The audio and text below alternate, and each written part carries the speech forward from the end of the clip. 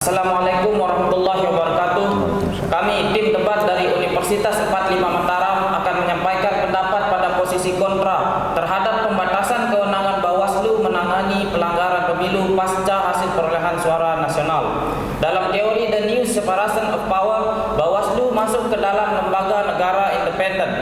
Kajian sosiologis kami bahwa pada penyelenggaraan pemilu hingga saat ini terdapat persoalan-persoalan baik bersifat pelanggaran maupun sengketa, di mana sebelum penetapan hasil menjadi domain Bawaslu, sedangkan pasca penetapan hasil menjadi domain Mahkamah Konstitusi. Mahkamah Konstitusi tidak hanya menyelesaikan pasca pemilu, namun juga pasca pemilu kada, sehingga terdapat penumpukan perkara. Maka atas dasar kajian itu, kami menginginkan adanya perluasan kewenangan Bawaslu pasca hasil perolehan suara secara nasional. Indonesia suatu negara demokrasi, maka kedudukan dan peranan setiap lembaga harus sama-sama diperkuat.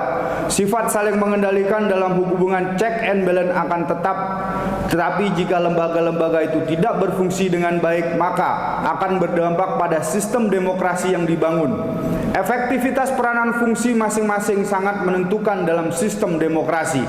Indonesia pembagian kekuasaan dibagi menjadi tiga, senada dengan teori trias politika yang dikemukakan oleh Montesquieu, legislatif, eksekutif, dan yudikatif. Namun dalam iklim demokrasi saat ini yang sangat kompleks, trias politika tidak memadai lagi.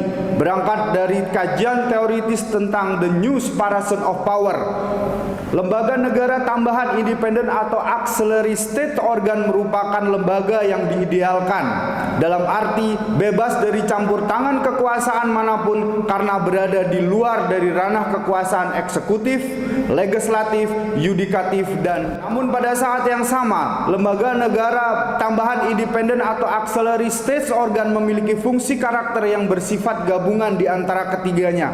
Kenapa ini penting dilakukan? Mengutip teori Lord Acton, the power ten corrupt absolute power absolutely corruption absolutely. Dalil ini menggambarkan betapa pentingnya pembatasan kekuasaan dan pemisahan kekuasaan agar tidak berada dalam satu pihak absolut yang berujung pada kesewenang-wenangan.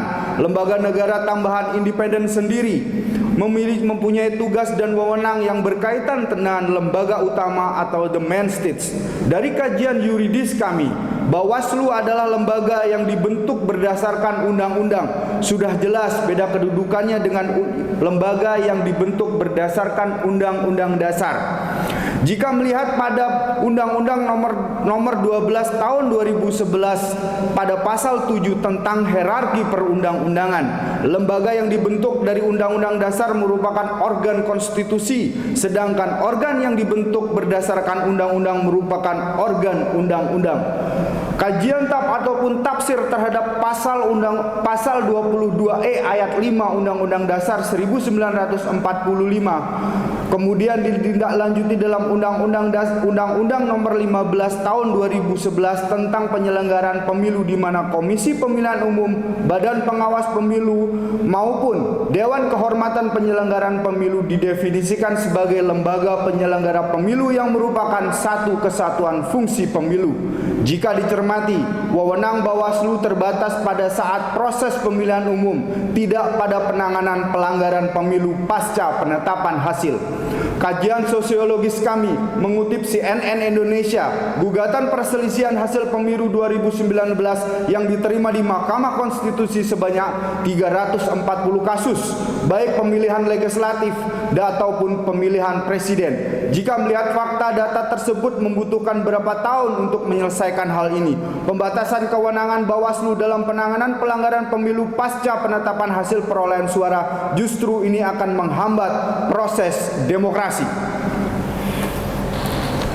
Sebagaimana telah disampaikan oleh pembicara pertama dan kedua tadi, bahwa sangat diperlukan satu tahapan tambahan, pelaporan pasca penetapan hasil perolehan suara secara nasional yang diterima untuk dikaji dan diputuskan, kemudian untuk dapat dilanjutkan ke Mahkamah Konstitusi oleh Bawaslu.